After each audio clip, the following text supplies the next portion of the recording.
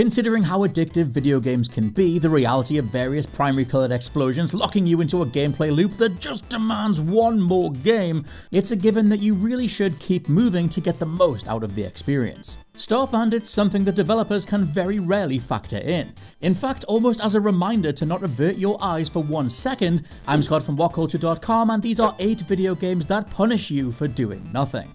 Number 8. Bloodborne.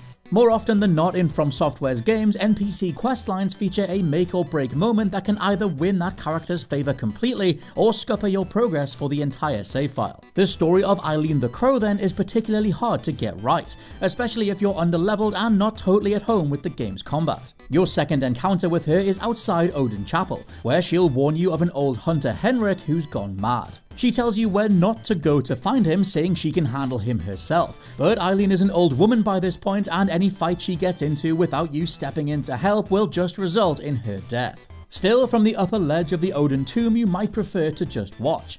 This is a Soulsborne game after all, and dying would only make you wish you'd stayed still instead. Do this though, and old Eileen won't survive, keeling over and disappearing from your playthrough altogether. Worse still, if you just avoided this encounter entirely, it dooms Eileen to later turn to madness and you'll end up fighting her directly instead. Either way, you really should just get involved. Number 7. The Oregon Trail. Anyone who's played this popular text adventure Oregon Trail will know that almost anything you choose to do can have disastrous consequences. Dysentery, cholera, drowning, these are just some of the ways the quaint little family on screen can meet their end on this cross-country trek. Throughout the game, the troop will have to make numerous stops, either to stock up on supplies, rest, or weigh up their options before crossing something like a perilous river. Each of these times you'll be given a passive option too, i.e. stopping to set up camp or waiting to see if conditions improve. This can also be your downfall though, as thieves can rob you in the night, and weather along the riverside can just get worse. If you then attempt to cross, it can seriously set you back in ways that you would have just avoided if you plodded ahead instead. Number 6. Diablo 2 Lord of Destruction. The gameplay of the first Diablo consists of a slow and increasingly haunting descent through the demon-infested Tristram Cathedral.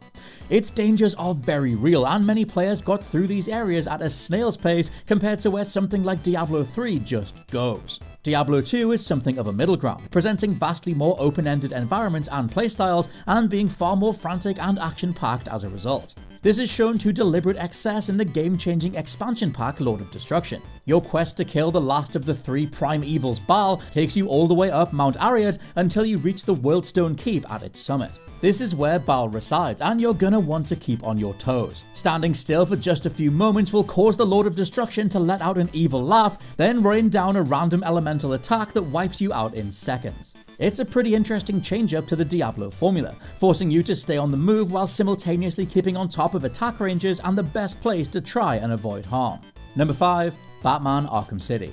One of the ways in which Batman Arkham City built upon the series' critically lauded first installment Arkham Asylum was letting you play as Catwoman in her own standalone story. During these sections, Catwoman is on a mission to retrieve her stolen possessions from Two-Face, and try and rob him blind while she's at it. Once she reaches the vault, you're given the option to just leave Arkham City with the wad of cash you've picked up, or abandon it and head back in to save an ailing Batman. The right thing to do here is run to Bruce's aid, but if you choose to say, oh well, screw it, and wander out the door, the game does account for this and you'll get an early ending sequence instead. In it, Oracle cries out for help over the radio, noting her father Jim Gordon's death and Batman's too. Arkham City thankfully rewinds to the moment before you made this decision, because if you chose to do nothing, you just doomed the entire Arkham franchise. Number 4. Sonic CD.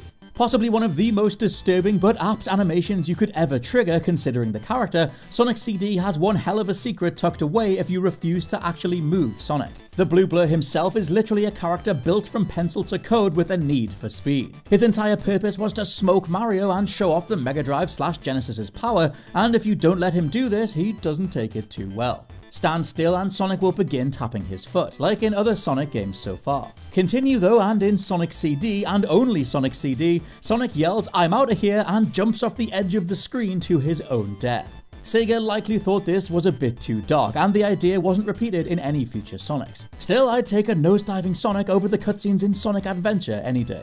Number 3. Metal Gear Solid 3 Snake Eater. The most universally beloved of all the Metal Gear games, Metal Gear Solid 3 Snake Eater is full of awesome frog-based secrets and crafty workarounds for you to exploit. But that's not to say that these things always work in your favor. One of the game's most memorable characters is the End, a 100-year-old at least sniper and one of the most skilled members of the legendary Cobra unit. He's fiercely dedicated to killing Naked Snake, able to wait for days at a time in one position just for the opportunity to hunt down his prey. The End's dying wish is for a good fight against Snake, letting you know just what you're getting yourself into. You'll naturally want to save at this point, and it's common knowledge these days that if you wait for a week of real-world time, or just change your system's clock, the End will then die of old age. Pretty cool, right? Well, it's a neat enough trick, but Snake is very much aware that he just robbed an old man of his dying wish. Thankfully, Snake doesn't get all melancholic if you blast the End with a rocket launcher from across the dock earlier on, but Hideo Kojima couldn't think of everything. Number 2, Animal Crossing.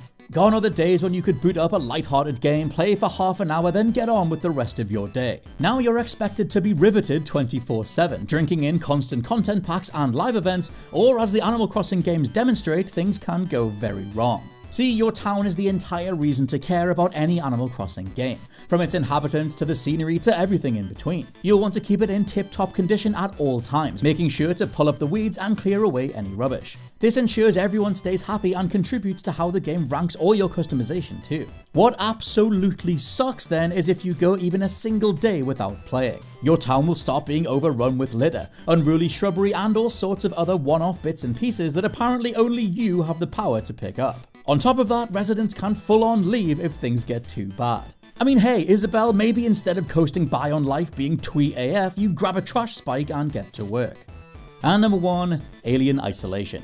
Most survival horror games require you to be on the move at all times, with any number of things lurking in the shadows ready to pounce if you put a foot wrong. Alien Isolation is the perfect example of this, but with a continually evolving xenomorph, your tactics are never just as simple as running in the other direction. Like her mother before her, Amanda Ripley has next to nothing to fend this Xeno off with, meaning her most viable option is to keep the hell out of its way at all costs. Here is where the game gets a little divisive though, as Creative Assembly coded the alien to both know where you are at all times and then ignore that information. This twin brain setup routinely sees the knowledgeable side win though, and you'll be wrenched from a locker, under a table, or around a corner at a moment's notice.